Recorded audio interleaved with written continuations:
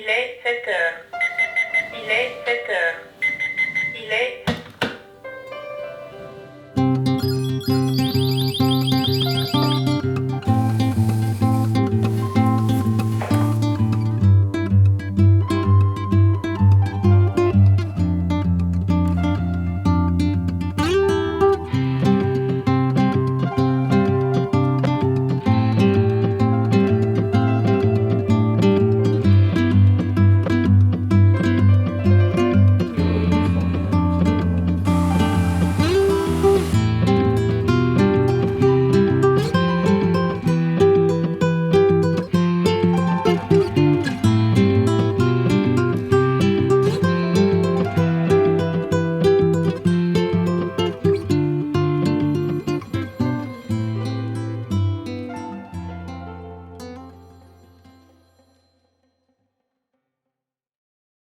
Bonjour et bienvenue dans ce sujet pour le meilleur et pour le sport de Avec les yeux de Morgane.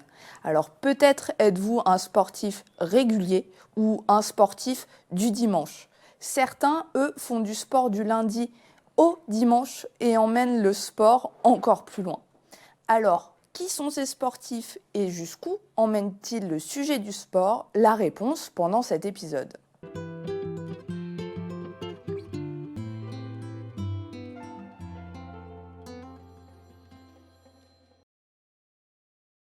Tout de suite, le reportage de TV7 Fit et on retrouve les invités en plateau juste après. Janice, excuse-moi, tu sais où je peux avoir une sangle? Une sangle pour exotique? Ouais, en 135. Malgré son handicap, rien n'est impossible pour Ben Kader. Ce plaisirois de 26 ans fait de l'équitation depuis 2 ans aux écuries du château. Déficient visuel à 80%, le jeune homme a dû renoncer à son métier de militaire dans la cavalerie. Venir au centre équestre lui permet de se ressourcer. Lorsque je suis à cheval, je me base pas du tout sur ma vue, mais vraiment sur mon ressenti. Et ça me permet d'oublier en quelque sorte mon handicap, dans le sens où ça me permet de m'évader. Le cavalier brosse, cure les pieds et applique des soins à son cheval nommé exotique de manière autonome. Ces moments permettent de gagner la confiance de l'animal qu'il côtoie depuis quelques semaines seulement.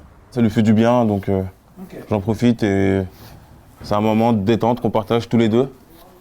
Donc il se fait beau, je le fais beau. Mon but en tout cas, c'est d'avoir une équitation classique comme une personne voyante et évoluer comme une personne voyante et être autonome à 100%. Je le dis, ce ne sera pas possible, mais un maximum d'autonomie. Une fois sur la selle, direction la carrière. Pendant ses entraînements, Ben Kader travaille sur les différentes allures du cheval et pratique les sauts d'obstacles. Son instructeur Raoul vient l'assister grâce à des boîtiers appelés Sea Coach, un système permettant aux deux hommes de communiquer à distance. Un peu plus à droite. Voilà. Et maintenant, pression de jambe, à droite, à droite, à droite, en équilibre. Là, tu étais complètement en biais. Je me suis rendu compte que sa progression, en fait, elle allait beaucoup plus vite que sur un cavalier normal. Parce qu'en équitation, la vue est un ennemi au début. Parce que les yeux prennent le relais sur les parties du corps qui sont censées, en fin de compte, fonctionner par sensation. Je pense que depuis qu'on a commencé à travailler ensemble avec Ben, je crois que le mot impossible, ça a été complètement banni de notre vocabulaire. Ben Kader compte poursuivre le développement de ses techniques équestres. Si son niveau le permet, il envisage même de participer ces prochaines années à des concours épiques.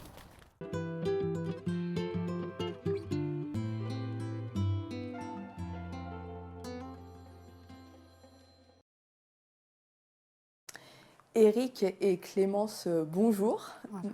Merci beaucoup d'être présents pour ce sujet pour le meilleur et pour le sport. Alors, je commence tout de suite. Eric, vous êtes porteur de projets sportifs, c'est comme ça qu'on peut dire, c'est ça? Oui, c'est ça. Très bien, on va y revenir juste après et on parlera des projets à vélo surtout. Et Clémence, toi, tu es escrimeuse handisport ou para-escrimeuse? C'est ça. Ça te va? Ça me va. J'ai dit les deux, j'ai tout balancé d'un coup. Donc avec vous, on va pouvoir parler un peu plus du sport de haut niveau ou du sport quand on s'implique vraiment beaucoup dans cette dynamique. Alors pour commencer, toi Clémence, puisque tu pratiques l'escrime vraiment à haut niveau, comment tu en es arrivée là? Comment on en arrive à faire du sport de haut niveau? Alors, L'escrime, c'est arrivé un peu par hasard parce qu'à la base, je faisais de l'athlétisme. J'en avais fait 4 ans et en arrivant sur Paris, je voulais continuer. Sauf qu'on m'a mis dans une catégorie qui ne correspondait pas à celle dans laquelle je devais être. Et donc, comme c'était un peu loin et c'était pour pas beaucoup de temps, j'ai arrêté. Et à la suite, du coup, j'ai rencontré l'escrime, vraiment par hasard, au détour d'un rendez-vous. D'accord. Et j'ai tout de suite bien aimé, après avoir testé. Donc je me suis dit, pourquoi pas continuer. Et peu de temps après, on m'a proposé de faire des compétitions.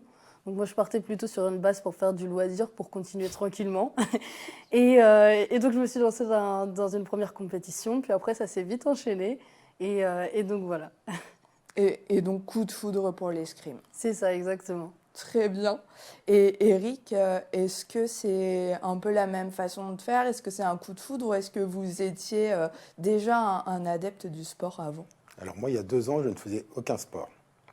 Et suite à une évolution par rapport à ma maladie, j'ai décidé de me prendre en main et de bousculer un peu les choses. Et dans l'optique de me dire, je veux bien avoir mal, mais parce que j'aurais décidé. Donc en faisant du sport, je fais au-delà des limites.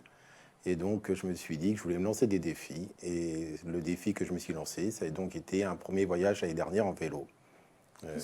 Plus de 500 km jusqu'en Bretagne. D'accord, plus de 500 km Oui. tout de suite pour bien commencer. Pour commencer, pour préparer le défi que je viens de terminer là, au mois de septembre, qui était donc de 1340 km jusqu'à Hondaï. Et quand on se lance dans ce type de défi, donc si je comprends bien, il n'y a pas forcément besoin d'avoir fait du sport toute sa vie. Et on peut aussi y aller à la motivation. Alors dans mon cas, c'est vraiment ça. Alors je me suis entraîné un tout petit peu, mais effectivement, j'ai fait un gros travail psychologique et un gros travail sur le mental pour dépasser mes limites. Et je pense que c'est ce qui m'a permis de faire ces 1340 km. C'est surtout le mental. Surtout le mental Oui. et pas forcément tant de préparation physique que ça? Pas tant que ça. Pas dans les conditions dans lesquelles j'ai pu rouler réellement à l'instant pendant mon projet. Je m'étais entraîné un tout petit peu en vélo d'appartement, mais ça n'a rien à voir sur la route. Bien sûr. Mais voilà, c'est vraiment le mental qui m'a permis d'avancer. Et donc Clémence, pour la préparation aussi, c'est vrai, je rebondis, alors il y a le mental qui joue un grand rôle. Oui. Et toi, alors comment tu te prépares? Qu'est-ce qui est le plus important pour toi dans la préparation? Voilà, raconte-nous un petit peu comment ça se passe typiquement, je sais pas, un duel d'escrime, toute l'organisation. Donc on est face à notre adversaire. Alors en handisport, ça se pratique en fauteuil. D'accord. Donc on est assis et le fauteuil ne bouge pas, c'est nous qui bougeons sur le fauteuil. C'est pour ça qu'en amont, on fait pas mal de préparation physique pour tout ce qui va être mobilisation de la chaîne abdominale, de l'épaule, du bras. Parce que c'est vrai que on bouge énormément, c'est comme ça qu'on crée la distance lors de nos assauts. Et donc du coup, c'est lorsqu'on s'entraîne avant de préparer une compétition, c'est donc on fait des entraînements où on est en simulation de compétition. Et aussi on fait ce qu'on appelle la leçon, c'est face à un maître d'armes où on révise des gestes techniques, où justement on est en train d'apprendre de nouvelles choses. Et oui, ça doit jouer un grand rôle puisque j'ai du mal à me représenter, mais effectivement, à la fois tu dis, voilà, le fauteuil ne bouge pas, mais donc ça doit demander énormément de réflexes. Et oui, c'est ça, de réflexes, de pratique, d'anticipation, en fait, pour arriver à échanger, se protéger des assauts. C'est ça, exactement. D'accord, on ne se représente pas toujours, mais oui, c'est technique quand même. C'est ça. Tout à fait. Et Eric, sur les aspects qu'on n'imagine peut-être pas dans les road trips à vélo, qu'est-ce que vous pourriez nous communiquer? Ça se passe comment sur les routes? Alors, dans mon cas, j'avais fait un itinéraire principalement sur des pistes aménagées. On a la chance en France d'avoir de plus en plus de pistes. Donc, voilà, j'ai roulé sur 80% de mon trajet sur des pistes aménagées. Qu'est-ce qu'on pourrait s'imaginer? Les rencontres. Voilà. Oui. Il y a tout ça qui... on va dire la partie sportive est une chose, mais c'est tout ce que j'ai pu rencontrer, la bienveillance.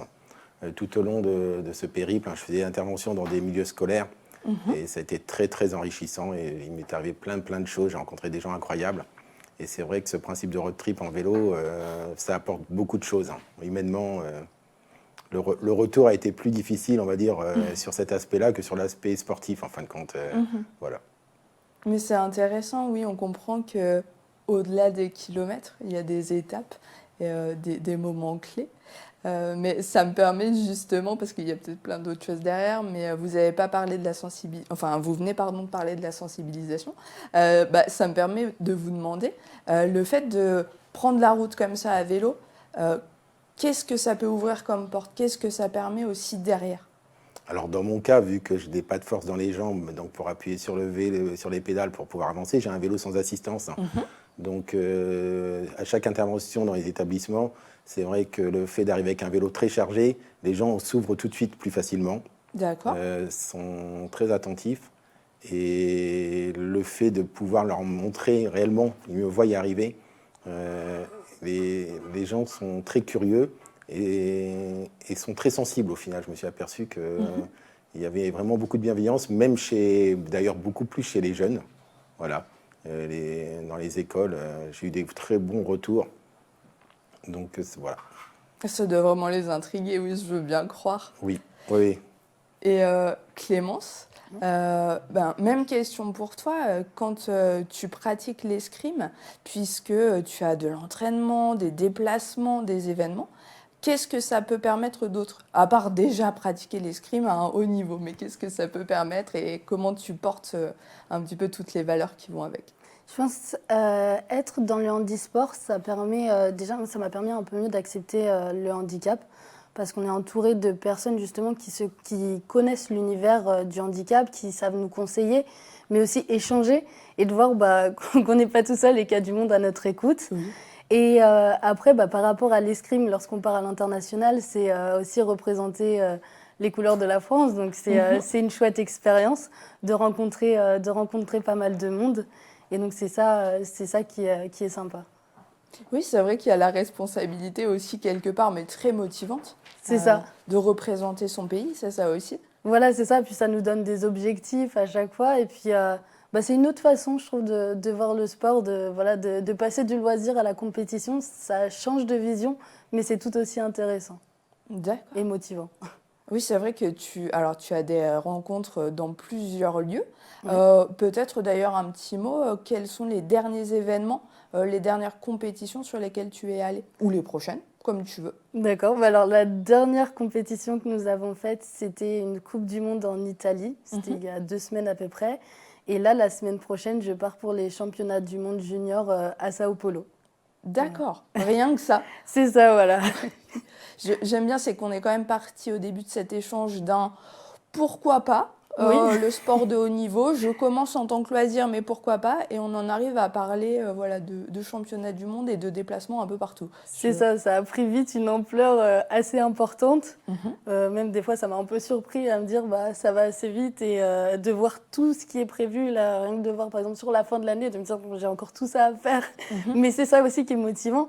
Puis c'est aussi une aventure qui se fait avec mes parents aussi, mes frères et sœurs qui me suivent et toute l'équipe qu'il y a derrière, quoi. Et c'est ça qui est joli. Il y a de l'engouement, ouais c'est ça. Bien. Et Eric, d'ailleurs, en termes d'engouement, comment vous êtes soutenus, vous, autour, et qu'en pensent vos proches des défis que vous relevez? Alors, justement, donc mes proches, mes enfants, par exemple, qui m'ont encouragé et qui en parlent beaucoup autour d'eux, notamment dans leurs écoles et tout ça. Donc, c'est comme ça que j'ai commencé à faire mes interventions, d'ailleurs, sur la région. Mes proches me soutiennent, mais ils ont bien compris que je faisais ça aussi pour eux, pour leur montrer que le handicap n'était pas un frein, quoi, qu'on pouvait dépasser tout ce blocage. Et je fais ça aussi pour eux, pour leur montrer que tout est possible à partir du moment où on essaie de se donner les moyens. Alors on peut faire toutes les choses peut-être différemment, mais c'est la finalité qui compte. Et donc je suis vraiment très soutenu par mes enfants, par mes parents. Et c'est encourageant effectivement comme message, sans doute de montrer que non seulement on peut faire des choses, mais des choses sympathiques et rencontrer du monde et vivre des expériences, découvrir des paysages. Ça peut être motivant quand même. Moi ça me motive en tout cas. Oui, c'est vrai que c'est motivant. Et au-delà de ce projet, de ce défi personnel, il y a aussi l'aspect d'offrir, par le biais de mon association que j'ai créée, à des familles, à des enfants en situation de handicap, une activité un peu extraordinaire. Et donc, il y a aussi cette finalité. Au final, je sais que l'année prochaine, au printemps, j'emmènerai au minimum 4 enfants faire un vol en montgolfière adapté. Donc, voilà. Et comment s'appelle votre association pour ceux qui nous regardent? Je pédale pour eux. Je pédale pour eux, très bien. Et donc, vous collectez des fonds pour pouvoir faire vivre des expériences un peu extraordinaires à des enfants, c'est ça? C'est ça, voilà. Donc là, la première activité qui va être offerte, ça va être donc un vol en montgolfière adapté au fauteuil roulant. Et donc, c'est offert aux enfants et à leur famille. D'accord. Donc oui, encore une fois, ça génère beaucoup de rencontres et un peu d'événements à potentiel. Oui. Et c'est fabuleux. Alors, je ne sais pas ce que tu en penses, Clémence. Sur le côté fédérateur du sport, est-ce que c'est quelque chose que tu retrouves effectivement sur les déplacements? L'ambiance, la fraternité peut-être ou d'autres choses? Oui, c'est ça, exactement. Nous, dans l'équipe de France, quand on part à l'étranger, c'est vraiment, on se soude tous. Et c'est ça qui est vraiment beau. Et ça se ressent aussi énormément lorsqu'on est amené à faire des épreuves par équipe. Parce que oui, donc, en escrime, on a aussi des épreuves individuelles, mais du par équipe. Et c'est à ce moment-là où voilà, on forme qu'un. Et quand on voit, on est tous les uns derrière les autres. Et c'est ça que je trouve joli. Oui, il faut vraiment une dimension collective, en fait. C'est ça. Et c'est ce qui te plaît, toi aussi, dans l'escrime? Exactement, c'est qu'il y a un côté individuel et qu'on retrouve aussi ce côté collectif où on est tous ensemble qui est sympa. C'est vrai qu'il y a une forte dimension aussi solidaire, Ouais. et y compris là en portant effectivement des sujets autour du handisport. Est-ce que avant de pratiquer l'escrime ou même pendant l'athlétisme peut-être ou dans d'autres domaines, tu avais un petit peu envie de t'emparer du sujet du handisport et d'aller le faire connaître? Alors vraiment, ma première expérience en handisport, du coup, c'était l'athlétisme. Et j'étais qu'avec des valides. Donc en fait, le club était handisport, mais j'étais la seule handi. Et donc c'était une approche un peu différente. Là, vraiment, avoir mis vraiment les pieds dans un club handisport, mais en n'étant pas la seule handi. J'ai trouvé ça vraiment... ça représente un autre aspect parce qu'on est vraiment... Il y a plus de monde, donc on est plus là à partager. Et c'est vrai que quand on voit qu'on est peu nombreuses aussi en handisport, c'est vrai que c'est aussi le moment où on peut montrer aussi c'est quoi notre discipline et qu'il y ait plus de monde aussi avec nous. Ce serait top. Parce qu'aujourd'hui, c'est dur de trouver des inscrits, c'est ça, et de faire connaître un peu les clubs? Donc on n'est pas très nombreuses, même chez les garçons ils ne sont pas très nombreux, mais encore moins chez les filles. Et donc du coup, c'est vrai que si ça gagnerait en visibilité, c'est en train de gagner en visibilité, notamment avec les Jeux de Paris 2024 où il y a de plus en plus, c'est vraiment plus mis en avant. Mais c'est sûr que s'il y avait plus de monde, même pour nous, ce serait aussi top. Et c'est vrai qu'à l'approche des Jeux, effectivement, ça va permettre de communiquer encore plus sur différentes disciplines sportives. C'est ça, exactement. Oui, tout à fait. Et Eric, de même, est-ce que vous aviez des interrogations peut-être sur le handisport ou des envies de porter un peu plus certaines disciplines? Alors jusqu'à l'année dernière, le handisport, c'était vraiment quelque chose d'inconnu pour moi. Et suite à mon premier voyage en vélo, j'ai décidé de trouver un sport justement... on va dire un peu plus collectif, où je rencontrais du monde, parce que tout seul sur son vélo, c'est bien, mais bon, on se remet beaucoup en question et on n'a pas beaucoup de réponses par moment. Et donc, je me suis mis au tennis de table en handisport. Et donc, j'entame ma 2e saison. Et donc, je ne serai certainement pas sportif de haut niveau comme Clémence, mais j'ai des ambitions. J'ai des ambitions d'essayer de pouvoir justement essayer de jouer au moins une expérience à l'international. Et c'est vrai que depuis que j'ai intégré un club handisport, je m'intéresse beaucoup plus à l'handisport et j'ai envie de tout essayer et de découvrir et d'en parler sans arrêt, quoi. Un peu donc dans cette logique, c'est ce que vous m'aviez dit avant l'émission, dans cette logique du toujours plus, avec toujours l'envie de découvrir et de se lancer un peu des nouveaux défis. C'est ce qui vous caractérise aussi, je crois. Oui, c'est ça, voilà, tout à fait. Et dans cette même logique, sur vos périples, donc le dernier était de 1500 km, c'est ça? 1340. 1340 précisément. précisément.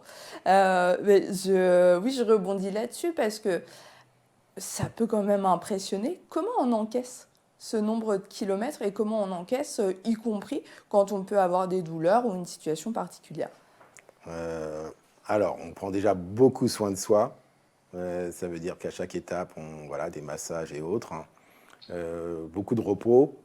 La préparation mentale, j'en parlais tout à l'heure, mais la préparation mentale est vraiment très importante. C'est ce qui m'a permis de pouvoir tenir. Et face aux difficultés, on a toujours les choses qui nous motivent. Hein.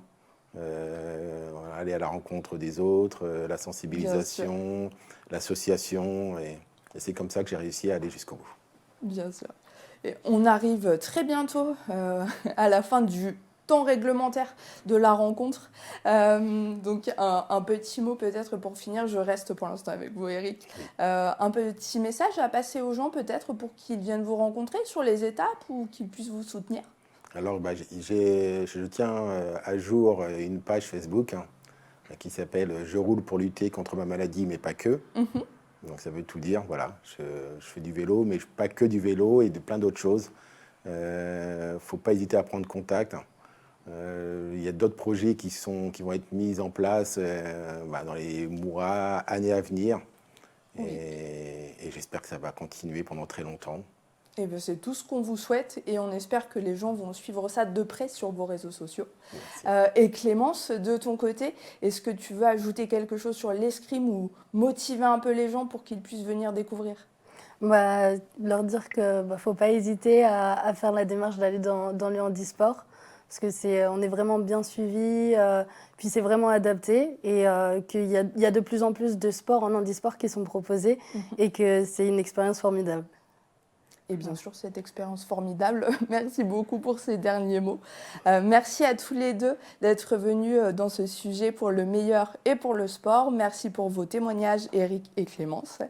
Merci à vous d'avoir suivi ce très très beau sujet. J'espère qu'il vous aura motivé autant que moi. Et on se retrouve à très bientôt, bien sûr, avec les yeux de Morgane.